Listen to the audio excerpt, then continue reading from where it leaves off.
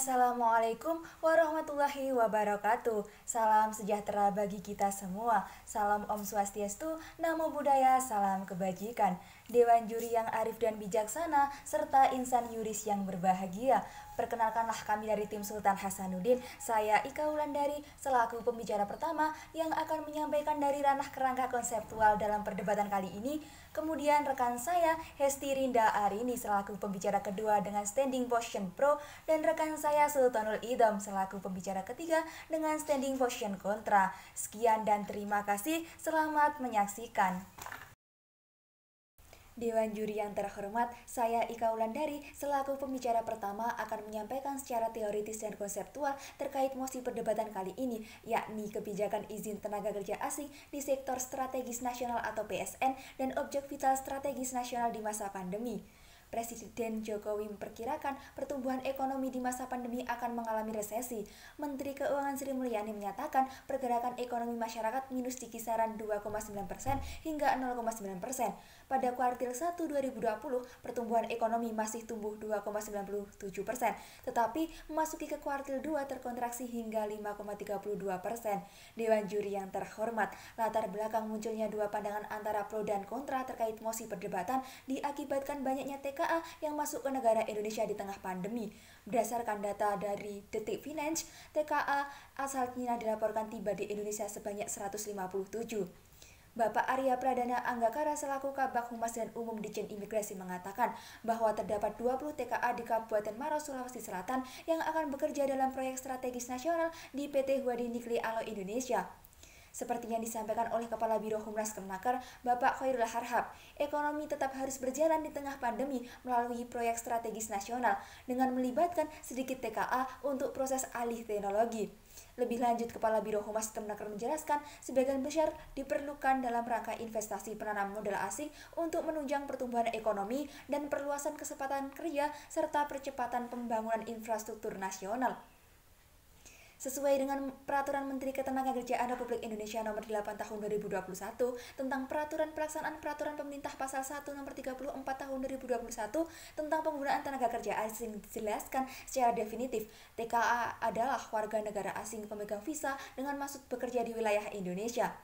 Johnny Ginting, Direktur Jenderal Imigran Kemenkumham menyatakan, kedatangan para WNA ke Indonesia pada saat pandemi hanya diizinkan untuk tujuan seperti bekerja di proyek strategis nasional, objek vital, penyatuan keluarga, bantuan medis, dan kemanusiaan.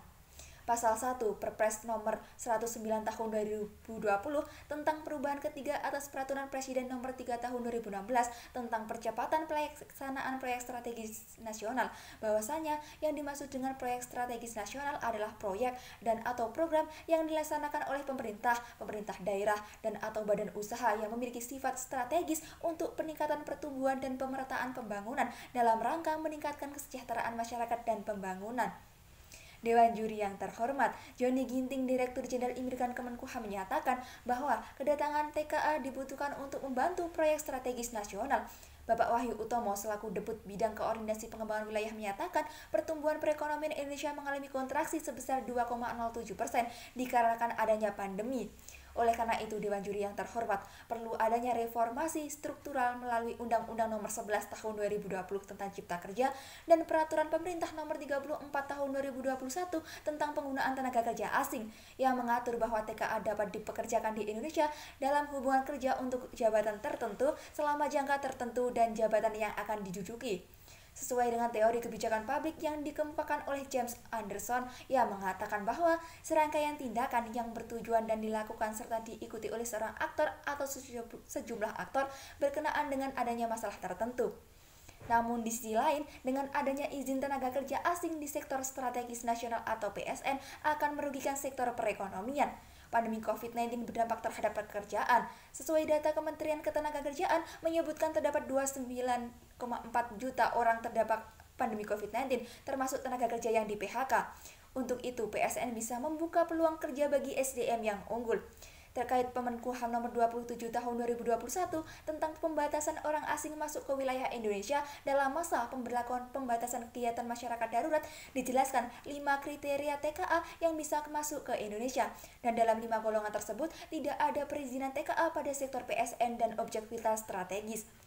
Sesuai dengan masalah mursalah menurut cendekiawan hukum Islam Prof. Wahbah Zuhaili yang mengartikan arti masalah yang memiliki maksud yang jelas dalam amal dan menghindari kemudaratan yang tujuannya dapat memberi manfaat kepada seluruh manusia. Atas dasar hal tersebutlah Dewan Juri yang saya hormati, dengan adanya pandangan yang berbeda terkait mosi kebijakan izin tenaga kerja asing di sektor strategis nasional atau PSN dan objek vital strategis nasional di masa pandemi layak untuk diperdebatkan. Sekian dan salam insan yuris. Hukum hendak mampu mengikuti perkembangan zaman, mampu menjawab perubahan zaman dengan skala dasar di dalamnya, serta mampu melayani kepentingan masyarakat dengan menyandarkan pada aspek moralitas dari sumber daya manusia penegak hukum itu sendiri. Sacipto Raharjo. Assalamualaikum warahmatullahi wabarakatuh. Salam sejahtera bagi kita semua. Salam Swastiastu, Namo Buddhaya, salam kebajikan. Dewan Juri yang arif, terpelajar lagi bijaksana, serta seluruh insan yuris yang berbahagia. Perkenalkanlah saya Hestirinda Arni sebagai pembicara kedua dengan standing position pro dengan tegas menyepakati mosi perdebatan kali ini, yakni kebijakan izin tenaga kerja asing di sektor strategis nasional dan objek vital strategis nasional pada masa pandemi. Dewan Juri yang terhormat, keterlibatan Indonesia di World Trade Organization and ASEAN Free Trade Area membuat Indonesia tidak dapat mengelak dari globalisasi, termasuk globalisasi tenaga kerja yang menjadikan lalu lintas perdagangan barang dan jasa serta perpindahan manusia menjadi tanpa batas. Kondisi ini, Dewan Juri yang terhormat, membuat Indonesia tidak dapat lagi mencegah masuknya TKA ke Indonesia, sehingga yang dapat dilakukan saat ini adalah mengendalikan laju masuknya TKA. Kementerian Ketenagakerjaan Ida Fauzia menyatakan kehadiran TKA dibutuhkan untuk memberikan dukungan keahlian, sementara Dirjen Keimigrasian Kementerian Hukum dan HAM Yosana Haloli menyatakan bahwa kedatangan TKA dibutuhkan untuk membantu proyek strategis nasional, sehingga pandemi tidak menutup kesempatan kerja lokal karena ini adalah objek vital strategis. Pun Dewan Juri yang terhormat, pernyataan tersebut selaras dengan Menteri Koordinator Bidang Perekonomian yang diwakili oleh Deput Bidang Koordinator Pengembangan Wilayah Wahyu Utama menyampaikan bahwa pertumbuhan perekonomian Indonesia mengalami kontraksi sebesar minus 2,07 di tahun 2020 karena adanya pandemi. Pemerintah berusaha melakukan sinergi penanganan COVID-19 dan pemulihan ekonomi nasional dengan melakukan reformasi struktur melalui Undang-Undang Nomor 11 Tahun 2020 tentang Cipta Kerja dan regulasi turunannya untuk meningkatkan investasi percepatan pembangunan infrastruktur melalui proyek strategis nasional.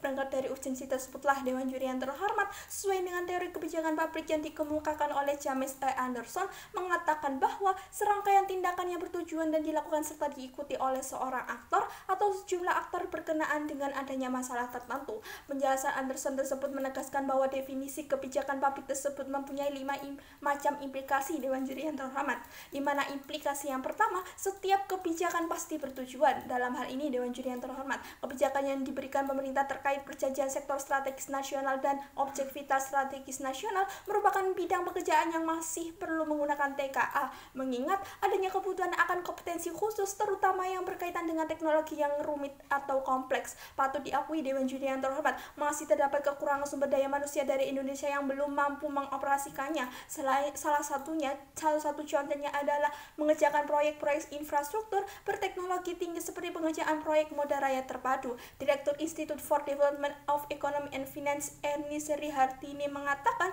tenaga asing yang ahli bisa memberi pelatihan dan memberi ilmu pengetahuan serta teknologi kepada tenaga kerja lokal. Pada akhirnya tenaga kerja lokal dapat bersaing dengan TKA, di mana implikasi yang kedua, Dewan Juri yang terhormat, yaitu kebijakan itu terdiri dari serangkaian tindakan atau pola-pola tindakan yang dilakukan oleh pejabat pemerintah. Telah kita ketahui bersama, Dewan Juri yang terhormat, bahwasanya sektor konstruksi menjadi sektor andalan pemerintah terutama dalam pendorong pemulihan ekonomi nasional akibat pandemi COVID-19. Untuk itu, sebagaimana arahan Presiden Republik Indonesia terhadap Perpres Nomor 109 Tahun 2020 tentang perubahan ketiga atas Peraturan Presiden Nomor 3 Tahun 2016 tentang percepatan pelaksanaan proyek strategis nasional, pemerintah akan terus melanjutkan pembangunan infrastruktur dan pembangunan sumber daya manusia untuk menyiapkan tenaga kerja lokal yang siap menerima transfer ilmu dan dari TKA, di mana implikasi yang ketiga, Dewan Juri yang terhormat, yaitu kebijakan itu merupakan apa yang benar-benar dilakukan pemerintah. Artinya, Dewan Juri yang terhormat, berdasarkan Undang-Undang Cipta Kerja dan Peraturan Pemerintah Nomor 34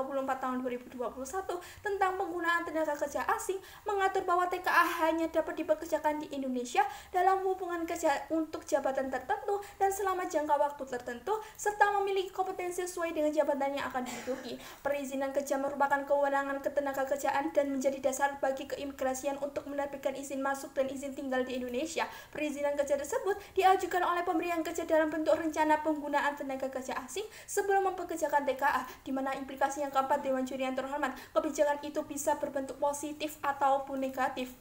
Kepala Biro Humas Kemenker Khairul mengatakan pemerintah tetap berjuang melawan pandemi COVID-19, namun ekonomi tetap berjalan lewat proyek-proyek strategis nasional. Selama membawa kemanfaatan yang luas, proyek yang melibatkan sedikitnya TKA untuk proses alih teknologi menyerap lebih banyak pekerja domestik. TKA didatangkan investor sesuai izin serta ketentuan prosedur protokol kesehatan. Dewan Juri yang terhormat, keberadaan dan kebutuhan TKA di Indonesia saat ini sebagian besar diperlukan dalam rangka investasi penanaman modal asing untuk menunjang pertumbuhan ekonomi dan perluasan kesempatan kerja serta percepatan pembangunan infrastruktur nasional, di mana implikasi yang terakhir, Dewan Juri yang terhormat, kebijakan publik setidak-tidaknya dalam bentuknya yang positif didasarkan pada hukum dan karenanya bersifat otoritas. Berdasarkan surat edaran nomor M-3/HK.04/2/2021 tentang pelayanan penggunaan tenaga kerja asing dalam upaya pencegahan masuknya COVID-19, Kepala Biro Humas Khairul dalam siaran pers Kemenker menjelaskan penghentian sementara penggunaan TKA ini dikecualikan bagi TKA yang bekerja pada proyek strategis nasional dengan objektivitas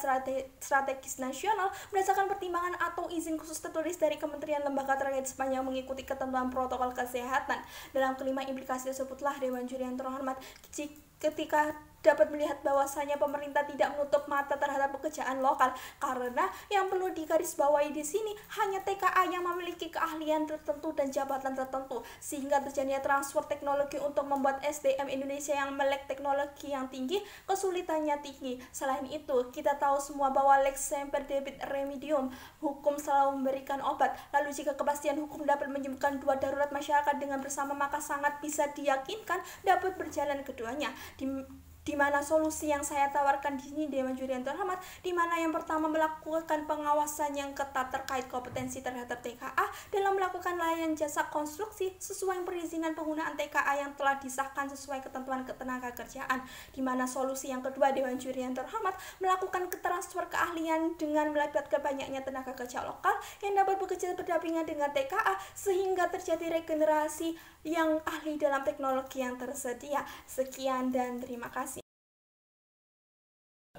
Al-muhafadzatu ala masyruti syar'i bidaf'il mafasid anil khalqi, memelihara tujuan cara dalam menetapkan hukum dengan cara menghindarkan kerusakan dari manusia. Maka dari itu, pemberian kebijakan izin tenaga kerja asing pada sektor proyek strategis nasional dan objek vital strategis pada masa pandemi ini akan menimbulkan permasalahan sosial yang terjadi di masyarakat. Karena menurut pengamat kebijakan publik Visipol UGM Bayu Darsias Kunaidi menyatakan, kebijakan yang diberikan oleh pemerintah mengenai izin tenaga kerja asing hanya bersifat komprehensif dan terkesan reaktif. Padahal seharusnya kebijakan yang diberikan oleh pemerintah bersifat komprehensif dan proaktif pada masyarakat. Assalamualaikum warahmatullahi wabarakatuh. Dewan Juri yang terhormat, saya Sultanul Idham akan menjelaskan atas ketidaksepakatan argumen kami mengenai kebijakan izin tenaga kerja asing pada sektor proyek strategis nasional dan objek vital strategis pada masa pandemi ini. Ketika berbicara landasan hukum, kebijakan izin tenaga kerja ini sudah tidak masuk pada Permenkumham nomor 27 tahun 2021 tentang pembatasan orang asing masuk ke wilayah Indonesia dalam masa pemberlakuan pembatasan kegiatan masyarakat darurat, yang mana pengecualian terhadap orang asing hanya diperbolehkan kepada 5 golongan warga asing. Dari kelima tersebut tidak disebutkan adanya perizinan kepada tenaga kerja pada sektor PSN dan objek vital strategis. Dan pada Undang-Undang Dasar Negara Republik Indonesia 1945 pada pasal 27 ayat 2 yang menjelaskan bahwa warga negara Indonesia lebih berhak didahulukan atas hak masyarakat pada pekerjaan dan penghidupan yang layak, pun dijelaskan juga pada Undang-Undang nomor 13 tahun 2003 tentang ketenagakerjaan pasal 2 ayat 1 dan 2 yang memberikan dan mengutamakan tenaga kerja Indonesia dalam semua sektor pekerjaan. Maka dari itu, pemerintah kebijakan ini diberikan oleh masyarakat tidak relevan dilaksanakan karena melihat kondisi pandemi ini juga berpengaruh pada bidang pekerjaan. Bahkan menurut data Kementerian Ketenagakerjaan menyebutkan terdapat 29,4 juta orang terdampak pandemi COVID-19. Jumlah tersebut termasuk mereka yang terkena pemutusan hubungan kerja atau PHK. Di lain hal itu, masa pandemi ini juga terdapat masalah di bidang pekerjaan yang lainnya, yaitu memberikan kemudahan kebijakan izin tenaga asing sebagaimana yang disampaikan oleh Menteri Luhut Panjaitan menyatakan tujuan dari adanya tenaga kerja ini merupakan sebagai pelengkap karena kurangnya sumber daya manusia di Indonesia, sehingga penggunaan tenaga asing tersebut perlu dilaksanakan. Sedangkan Dewan Juri yang terhormat, ketika melihat sumber daya manusia yang ada di Indonesia, masih sangat banyak yang memiliki keunggulan dalam sumber daya manusia. Di lain hal itu, sebenarnya kita bisa bekerja sama dengan perusahaan lokal atas proyek strategis nasional. Pun Dewan Juri yang terhormat yang memiliki permasalahan selanjutnya adalah mengenai pekerja umum pada PSN yang sebenarnya masih bisa membuka peluang bagi tenaga kerja masyarakat yang terdampak PHK, sehingga terdapat dua pilihan yang perlu dihadapi pemerintah, antara percepatan proyek pada pembangunan yang memilih banyak pekerja asing atau lebih mementingkan kesempatan kepada masyarakat pribumi sendiri. Idza ta'arada mufsidani ru'ya atau madiraron bitiga bi'ahafahuma. Apabila berhadapan pada dua masalah, maka yang diperhatikan mana yang lebih besar mudaratnya dengan mengerjakan yang lebih kecil mudaratnya. Dan hal ini sesuai dengan masalah mursalah menurut cendekiawan hukum Islam Profesor Wahbah Zuhaili yang mengatakan arti masalah yang memiliki maksud yang jelas dalam amal dan menghindari kemudaratan yang bertujuan untuk memberi manfaat kepada seluruh manusia. Dengan demikian, pemerintah harus mengedepankan keselamatan dan hak masyarakat karena salus populi suprema lex exto. Keselamatan masyarakat adalah hukum tertinggi. Pun hal ini sesuai dengan teori hukum pembangunan Profesor Mukhtar Kusumaatmadjaya menyatakan bahwasanya hukum merupakan suatu alat untuk memelihara ketertiban dalam masyarakat. Ketika melihat realita yang terjadi, berlakunya kebijakan ini justru membuat kecemburuan sosial pada masyarakat, sehingga di dalam negeri banyak yang terjadi PHK pada pekerjaannya. Pemerintah malah memberikan pekerjaan TKA yang sebenarnya masyarakat sendiri masih membutuhkan pekerjaan. Sesuai dengan pendapat Ketua Mahkamah Konstitusi Anwar Usman yang menyatakan bahwasanya muatan utama yang diberikan kepada masyarakat adalah perlindungan terhadap hak konstitusional warga negara, dan komponen utama yang perlu dilindungi adalah hak warga negara dalam mendapatkan jaminan oleh negara. Sebagaimana kasus 156 orang yang merupakan TKA Cina yang bekerja di PT Verde Dagon Nickel Industri dan PT Obsidian Stainless Steel yang berada di Morosi Kabupaten Konawe mendapat penolakan oleh masyarakat sekitar karena datangnya TKA tersebut secara ilegal. Bahkan menurut Ketua DPRD Sulawesi Utara Abdurrahman Saleh menyatakan terdapat kecolongan 49 warga negara asing, dan itu bukan pertama kali kasus terjadi yang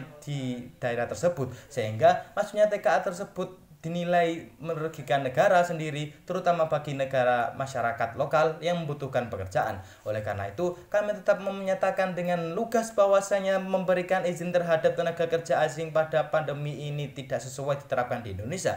Dewan Juri yang terhormat, kami pun akan memberikan data mengenai studi komparatif terhadap negara tetangga Malaysia, bahwasanya pemerintah Malaysia dengan merespon pandemi COVID-19 membuat problematika dalam perekonomian dan pekerjaan. Mereka pun membatasi pekerja asing sehingga hanya diperbolehkan di beberapa sektor, sebagaimana yang disampaikan oleh Wakil Menteri Sumber Daya Manusia Malaysia Awang Hasim menyatakan untuk mengurangi dampak pandemi terhadap lapangan kerja lokal dan tanpa melukai industri utama, pemerintah hanya akan mengizinkan tenaga kerja asing bekerja di sektor konstruksi, pertanian, dan perkebunan, sehingga pembatasan tenaga asing pun sebenarnya dapat diterapkan di Indonesia yang sejatinya memiliki regulasi yang jelas yang sesuai Permenkumham nomor 27 tahun 2021, yang mana tinggal pelaksanaan lapangan yang perlu adanya suatu penegasan dan disiplin sehingga tenaga kerja di Indonesia atau lokal tetap berdikari di negeri sendiri, terutama dalam ranah sektor proyek strategis nasional dan objek vital nasional. Kami selaku kontra memberikan solusi dalam membantu penanganan masalah ini.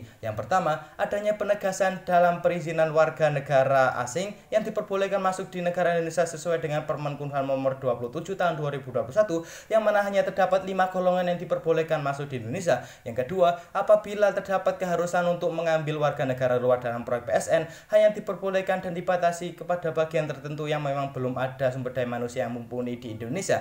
Akan tetapi, pada sektor lainnya tetap mengutamakan pada sumber daya manusia sendiri, sebagaimana yang telah termaktub pada Undang-Undang Ketenagakerjaan Pasal 2 Ayat 1 dan 2 yang memberikan dan mengutamakan tenaga kerja Indonesia dalam semua sektor pekerjaan. Kami menekankan sekali lagi bahwasanya tetap tidak menyepakati dengan adanya kemudahan pemberian izin warga negara asing pada sektor PSN dan objek strategis nasional. Dengan demikian, solusi kami tetap mementingkan masyarakat pada sektor pekerjaan proyek tersebut. Sekian dan terima kasih. Dewan Juri yang terhormat, sampailah kita pada akhir perdebatan. Kita telah mendengarkan pendapat dari tim pro dan tim kontra, di mana dapat ditarik kesimpulan terkait kebijakan izin tenaga kerja asing di sektor strategis nasional atau PSN dan objek vital strategis di masa pandemi, bahwasanya negara Indonesia memerlukan tenaga kerja asing guna membantu proyek strategis nasional untuk menunjang pemulihan ekonomi nasional akibat pandemi COVID-19. Tetapi kita juga tidak boleh menutup mata, Dewan Juri yang terhormat, terdapat tenaga kerja lokal yang di PHK akibat pandemi COVID-19. Dengan adanya izin diperbolehkannya TKA menduduki sektor strategis dapat menimbulkan kecemburuan sosial antara masyarakat dengan TKA. Untuk itu perlu adanya sebuah peluang guna tenaga kerja lokal dalam berdikari di negeri sendiri, dengan tujuan mengurangi tingkat pengangguran serta menurunkan angka kemiskinan. Berangkat dari hal itu, perlu adanya sebuah solusi untuk mengatasi permasalahan tersebut. Yang pertama, melakukan pengawasan yang ketat terkait kompetensi terhadap TKA dalam melakukan layanan jasa konstruksi sesuai perizinan penggunaan TKA yang telah disahkan sesuai ketentuan ketenagakerjaan. Yang kedua, transfer keahlian dengan melibatkan banyaknya tenaga kerja lokal yang dapat bekerja berdampingan dengan TKA sehingga terjadi regenerasi yang ahli dalam teknologi yang tersedia. Yang ketiga, penegasan dalam perizinan warga negara asing yang diperbolehkan masuk di negara Indonesia sesuai dengan kriteria TKA yang diatur dalam Permenkumham nomor 27 tahun 2021 tentang pembatasan orang asing masuk ke wilayah Indonesia dalam masa pemberlakuan pembatasan kegiatan masyarakat darurat. Yang terakhir, mengutamakan SDM unggul yang ada di negara Indonesia sebagaimana termaktub dalam pasal 2 ayat 1 Undang-Undang Ketenagakerjaan nomor 13 tahun 2013 sesuai dengan Undang-Undang Dasar Negara Republik Indonesia pasal 27 ayat 2 yang menjelaskan bahwa negara Indonesia lebih berhak didahulukan atas hak masyarakat, atas pekerjaan dan penghidupan yang layak. Dewan Juri yang kami hormati, sebelum mengakhiri perdebatan kali ini, izinkanlah saya untuk menyampaikan sebuah pantun. Beli gandum di balik papan, tidak lupa membawa manisan. Tenaga kerja asing hanya bantuan, tenaga kerja lokal yang harus diutamakan. Sekian dan terima kasih. Wassalamualaikum warahmatullahi wabarakatuh.